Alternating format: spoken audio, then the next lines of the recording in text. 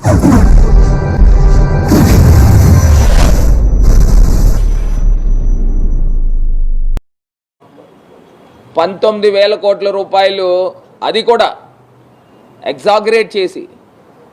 ఇప్పుడు ఒక పనిముట్లు ఉన్నాయండి, కత్తిర్లు, ఇస్త్రీ పెట్టెలో, లేకపోతే ఇంకొకటి కుట్టు మిషన్లో, దాని విలువ 5,000 ఉందనుకోండి, 20,000 వేసి వీళ్ళు కాంట్రాక్టర్లు దోచుకోవడం తప్పితే ఈ రకంగా ఖర్చు చేశారు. అది కూడా 50,000 కోట్ల పేరు చెప్పి ₹19,000 కోట్ల మా దగ్గర ఉన్న సమాచారం. మళ్ళీ ఇవాళ తీసుకొచ్చి ₹1,50,000 కోట్ల చెప్తా ఉన్నారు. నేను ఇవాళ ఓపెన్గా స్ట్రైట్గా ఇదే చంద్రబాబు నాయుడు గారికి నేను డైరెక్ట్ డిబేట్కి ఛాలెంజ్ అని అడుగుతా ఉన్నా. వయసు నాది చిన్నదే, బుద్ధిలో కాదు.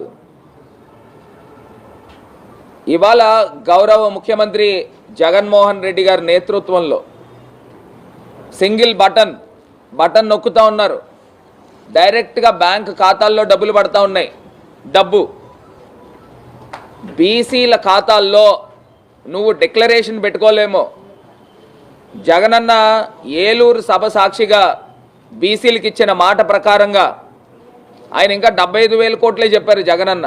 కానీ ఇవాళ ఆంధ్రప్రదేశ్ రాష్ట్రంలో బీసీలకి బ్యాంకులో పడిన నిధులు ఎంత అనంటే సుమారుగా ₹170,000 కోట్ల బీసీల ఖాతాల్లో పడిందండి.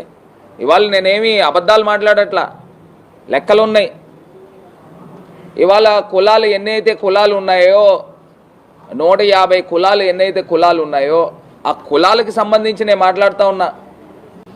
ఇవాళ పథకం ఏ రూపైనా కానివ్వండి, నిన్న తెలుగుదేశం పార్టీ వాళ్ళు చెప్తా ఉన్నారు, నిజంగా ఆశ్చర్యం అనిపిస్తూ ఉంది. మీరేదో తీసుకొచ్చి చేయూత పథకానికి కనుక ఇచ్చి అది బీసీల ఖాతాల్లో పెడుతున్నారు ఏంటండి అని అంటా ఉన్నాడు. నాకు ఆశ్చర్యం అనిపిస్తూ ఉంది.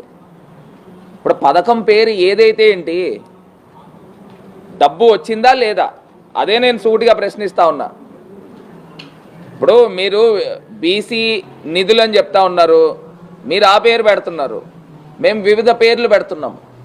బీసీల ఖాతాల్లో డబ్బు వెళ్ళిందా లేదా? ఇవాళ చేయూత అయితే కానీ, ఆసరా అయితే కానీ, అమ్మఒడి అయితే కానీ, లేకపోతే ఏ పథకం అయినా తీసుకోండి,